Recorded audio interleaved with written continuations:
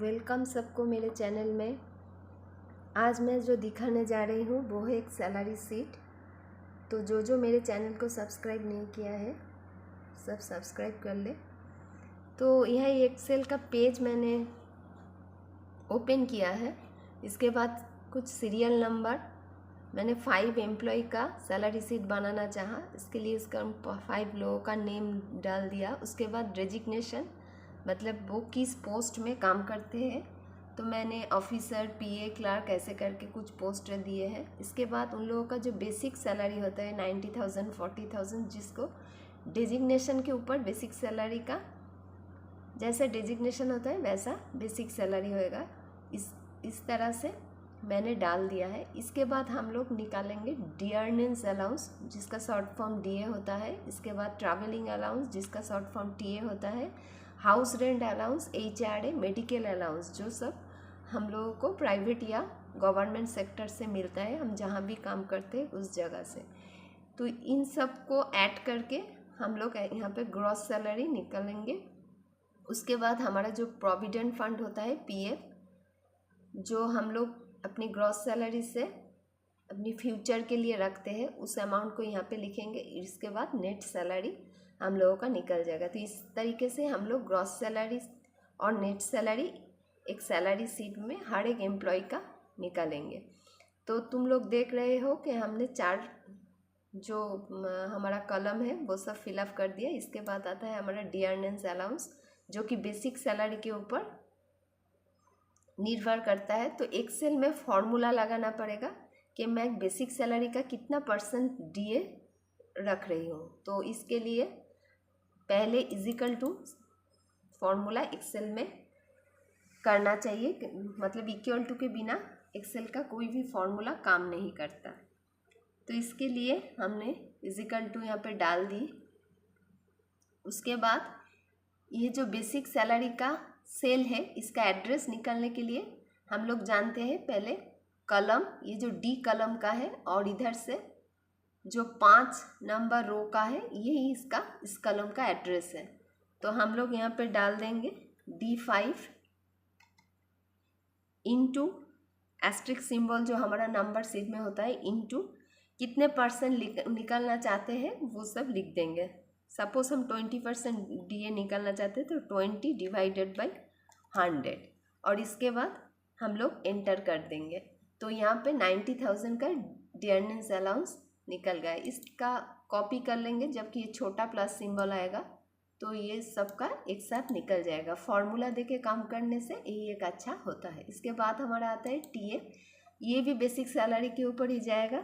तो उसी तरह से हम लोग इजिकल टू जो बेसिक सैलरी का फर्स्ट सेल है वो हमारा D5 है, मैंने बताया कॉलम का D है और 5 रो का है।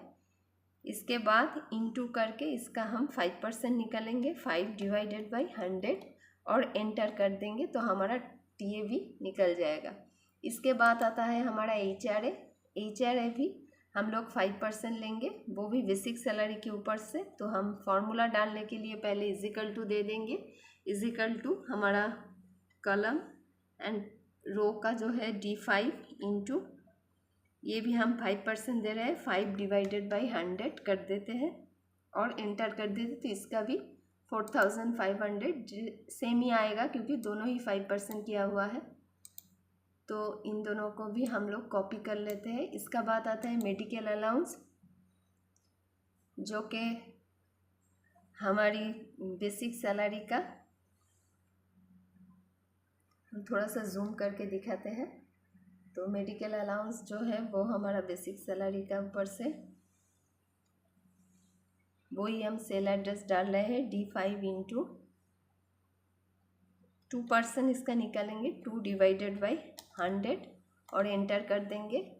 इसके बाद इन सबको एक साथ, मतलब ये जो बेसिक सैलरी है, ये जो नाम है सीरियल नंबर रामदास, ऑफिसर से बेसिक सैलरी 90,000, उसका हमने 20% डियरनेंस अलाउंस किया। उसके बाद ट्रैवलिंग अलाउंस किया 5%, हाउस रेंट किया 5%, मेडिकल अलाउंस किया हम लोगों ने 2%। इन सब का जो जोक करके मतलब ऐड करके जो आता है वही हमारा ग्रॉस सैलरी होता है। तो इसके लिए यहाँ पे भी एक फॉर्मूला डालना पड़ेगा। उसके पहले मैं यहाँ का इन सबको कॉपी कर लेती हूँ। तो इन सब का निकल गया।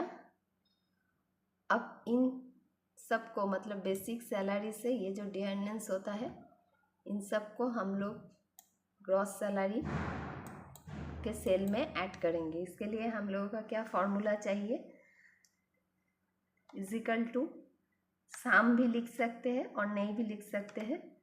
इजिकल टू साम फर्स्ट ब्रैकेट, हमारा सेल एड्रेस ठीक होना चाहिए। यहाँ पे बेसिक सैलरी का सेल एड्रेस हम लोग दिखाई पड़ रहा है, डी इसका कलम है और 5 नंबर का इसका रो है। तो D5 से लेकर लास्ट मेडिकल अलाउंस हम लोगों का आ रहा है H तक। तो D5 से लेकर H तक हम लोग ऐड करना चाहते हैं। तो हम लोग सिंपल यहाँ पे लिख देंगे D5 कोलोन, जो डबल पॉइंटर होता है, D5 कोलोन हमारा आ जाएगा आपका H5। ओके, H5 हमारा लास्ट है मेडिकल अलाउंस। तो उसका कलम नंबर H है और रो नंबर 5 है। हम लोग जानते हैं कलम पहले और रो बाद में होकर एक सेल का एड्रेस निकलता है। इसके बाद हम ब्रैकेट क्लोज कर देंगे और एंटर करेंगे। तो देखो हमारा ग्रॉस सैलरी जो है वो निकल गया।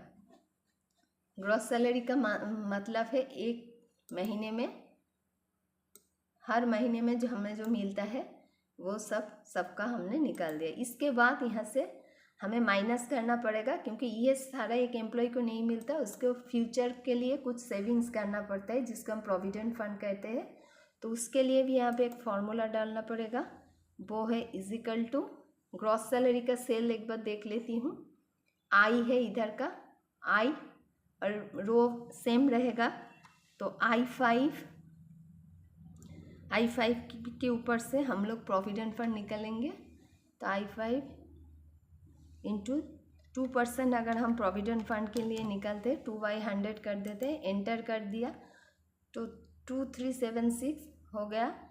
तो इस अमाउंट से इस अमाउंट का माइनस करेंगे तो हमारा नेट सैलरी निकल जाएगा। पर मंथ हम लोगों को मिल रहा है 1,18,800।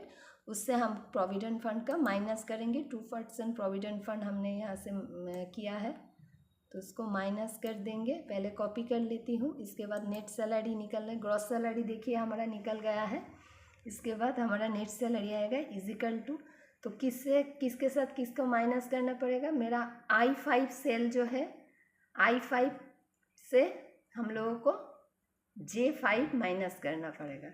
तो क्या लिख देते हैं हम, I5, यहाँ पे माइनस का सिंबल जो नंबर की में आता है कीबोर्ड के अदर साइड पे भी आता है, वहाँ से I5 माइनस J5 कर दिया और एंटर कर दिया। तो हमारा एक महीने का हाथ में जो मिलने का सैलरी होता है उसको नेट सैलरी बोलता है। तो देखिए 1,16,424 हो गया। इस तरह से हम एक अच्छी तरह से एक सैलरी शीट बना दिए। Thank you.